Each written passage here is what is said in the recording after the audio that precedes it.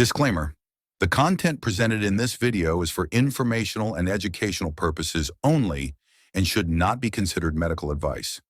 Always consult with a qualified healthcare professional for any medical concerns or questions. The creators of this video are not responsible for any actions taken based on the information provided. Viewer discretion is advised.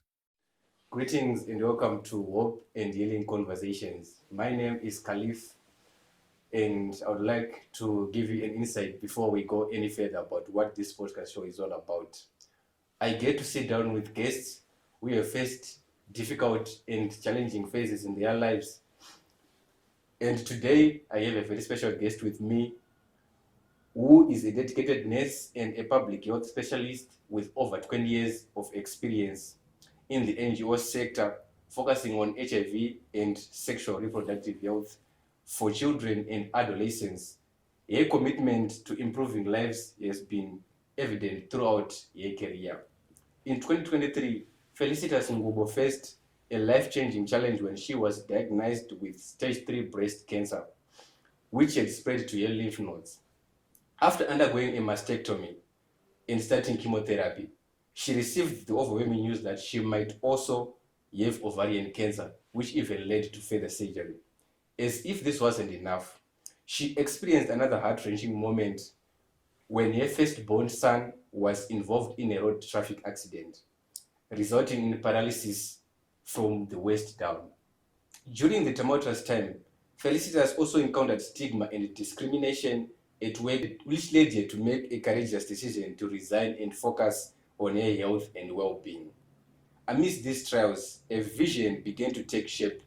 Felicitas recognized a significant gap in care services in Zimbabwe, particularly for the elderly, individuals recovering from illness, and those with disabilities.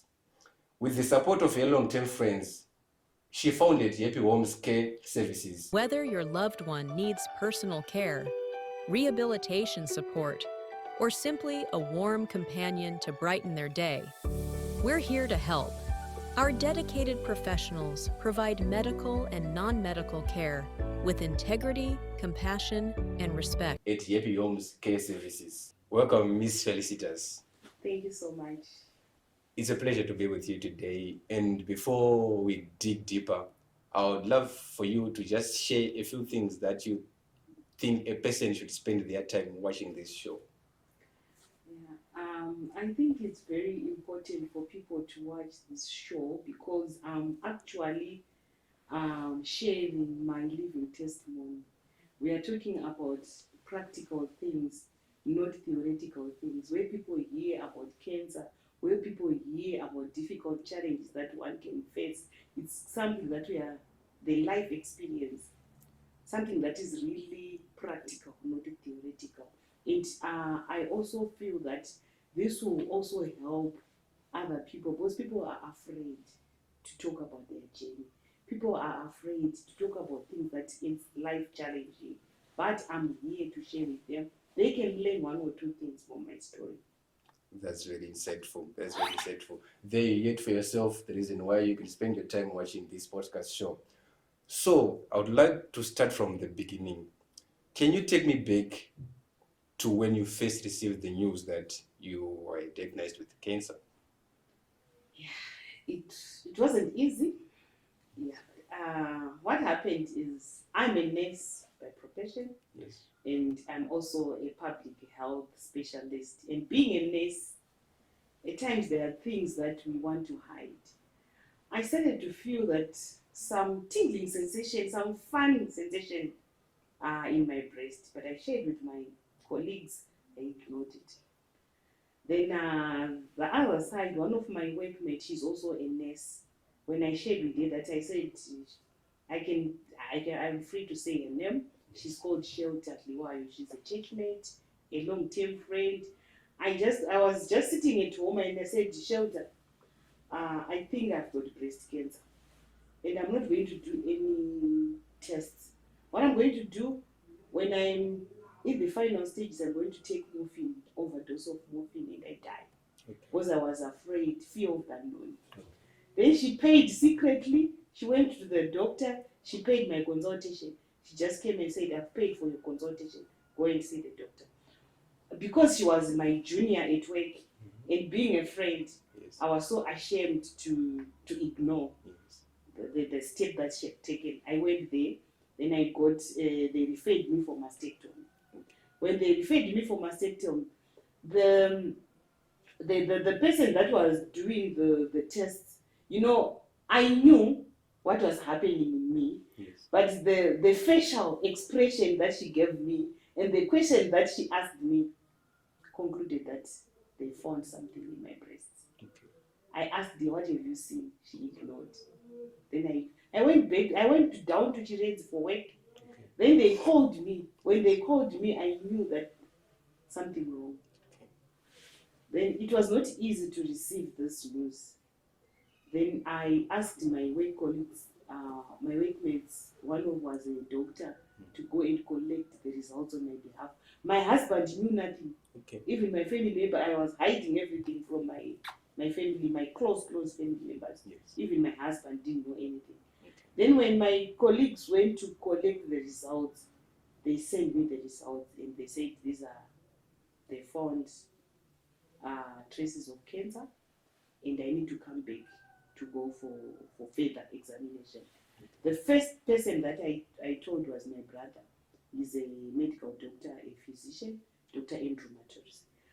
I didn't phone him, I just sent him the results. I said, Andrew, look at this. Okay. Then he called me, Sisi, you need to come back because we need agents. Agent examination, agent assessment. Then that's when I told my husband. My husband used to drive to come to Chile to pick me up. Okay. It wasn't easy, and for me, I was thinking now, I've got cancer. Then what? Am I going to die? It was not easy, you know, receiving cancer news, it's not something that we can take lightly, and you can just accept it like that. I came back, Andrew had already booked for me to go for examination. I went to Mr. Kunduna, and Mr. Kunduna did a biopsy, Okay. and it was confirmed. Okay. And they said that now it was when the biopsy, they said stage 2, and they said the type of cancer that I had was aggressive, and the only way that needs to be managed is to remove the breast. Okay. I phoned my mother. That's where the dilemma came. Okay. When I phoned my mother, Yes. that they found cancer, I've got cancer. Then my mother said, don't go and get chemotherapy. In Shona, they would say, usaenda kunopiswa, usatombonopiswa because ukapiswa inopararira irapike, everything. Said, I'm going. And mama was very bitter, I was very angry. Okay. So it was not easy, you know, you're telling your relatives. People would say a lot of things, and the worst part of it was the conversation that I had with my mother. And my mother said, I'm suitable, I go. Okay. Then she also even referred me where to go. So this, it wasn't easy. I understand. I definitely understand that it must have been incredibly difficult for receiving such news and for you to then go on to share such news with your relatives, with your friends, probably, and your family at large even. And like you're saying that your mother did not receive such news lightly. She was not even interested with you partaking in chemotherapy like what you are saying. But were there any feelings that you felt? Maybe tears, the reactions, tears, anger, a sense of numbness, any sort? Yeah, I blamed myself. Initially, I blamed myself. Why did I delay? Because I actually knew what was going on. That was number one. Okay. Number two, I actually thought I was going to die. Why should I go through all these treatments? Definitely when you've got cancer, the only thing is to die. Because I didn't have any experience in breast cancers. Because what I knew is my auntie, my paternal auntie had died with cancer. So that's what I knew. Okay. That in the struggles that she went through, the pains that she went through. So I was imagining myself going through that pain. And what of my kids, especially the last born. Okay. my last born that time, he was writing his exams, A-level exams, and I said, if I die, who is going to look after you? The others, I didn't mind about them, but Munya was my very person that I might be emotional. Munya was the person that I was thinking about. And I even tried to write my will, I was kind of helpless. I didn't know what to do. I understand. And what to say, even with my husband, is he going to survive this? And my daughter at that time was also, she's outside the country, and breaking the news to the family, it was not easy. And I'm the only one, like the only Murora in my family, and I was the pillar of strength within the family. How will the people going to survive? To me, I saw death in front of me. Yeah, that must have been difficult because facing such a difficult challenge and Yeah. you get to lose hope, you get to not see any hope from such a situation like that can be very difficult. Yes. I totally understand that. And how did your husband support and your family? How did they support you and reassure you as you told them about this news? How did they react and how did they best offer their support to you? Yeah, my husband was very strong.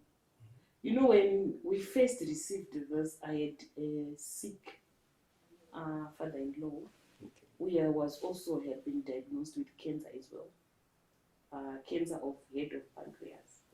And that very night when we traveled from Chirezi coming home, we had this news that you have got cancer, isn't it?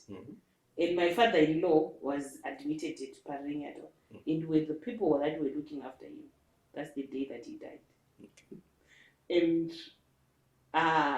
for him, he has this newly diagnosed wife with cancer, and the father just died with also cancer. It was not easy for him. So we pretended, the two of us, that nothing has happened. I told him, don't tell anyone. We went for the funeral, you know, when you're in road, I have to do. No one knew. I went for biopsy while these people were preparing for burial and other things. And we traveled down to Chivu for burial. And for him, I could see he was just trying to be strong when he was with me. But he was actually being also affected. He didn't know what to do. But I want to thank my brother. Andrew stood by my wife and by my husband. Andrew stood by him, and he gave him all the hope and all the. In fact, he walked with us. He was a pillar of strength for my husband, but it was not easy for him. I understand. That must have been better for your husband to have someone to lean on during such a difficult time like that. So, after your diagnosis, what were the next steps that were supposed to be taken? Can you share details about what next happened after this diagnosis had happened? Yeah, after the results for mammogram, I went to Dr. Mr. Kunduona. He's a surgeon, because everything was being done by my brother, and he had booked for Mr. Kunduona, the surgeon. Then he did biopsy. The results were not kind of really clear of the next move. Then I also went to MIC for another biopsy. That was a guided biopsy. Well, that's when now the results came in that actually on stage 3 cancer, and it spread to the lymph nodes, and that really helped. But now there was fear, because my brother was kind of searching for those. Yeah, he really wanted for those results, and he was also afraid that cancer might have spread to the other organs, like the lungs, the liver. So he was really afraid. He called us to his surgery and we had a discussion, but the results were there. And this one I can laugh over it, because he said I could see that he was now afraid about because being a doctor and knowing the